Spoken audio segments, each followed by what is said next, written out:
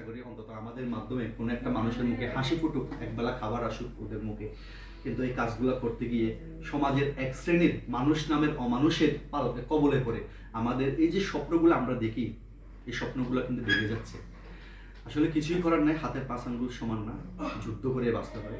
So আপনারা অবশ্যই দোয়া রাখবেন যেন আমরা বিনা বাধায় যেন আমাদের এই কার্যক্রমগুলো আমরা চালিয়ে যেতে পারি।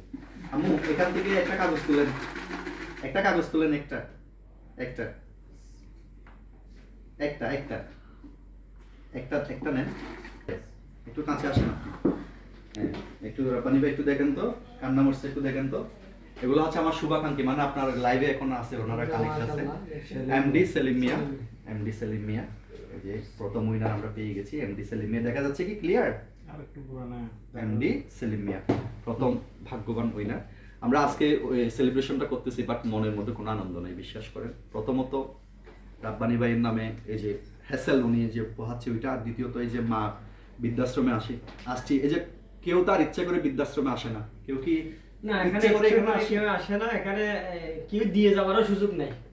অজ্ঞত হিসেবে, ব্যবহারিক হিসেবে রাস্তায় পড়ে থাকতে দেখে পুলিশ প্রশাসনে দিয়ে। আমি সোশ্যাল ওয়ার্কিং করছি আজ প্রায় 7 বছর ধরে দাদু। আমি এমনও দেখেছি আমার সামনে সিএনজি করে এনে ফেলে দিয়ে চলে গেছে। মানে শত বছরের একজন বৃদ্ধা মা শুধুমাত্র মুভমেন্ট করতে পারে শরীরে।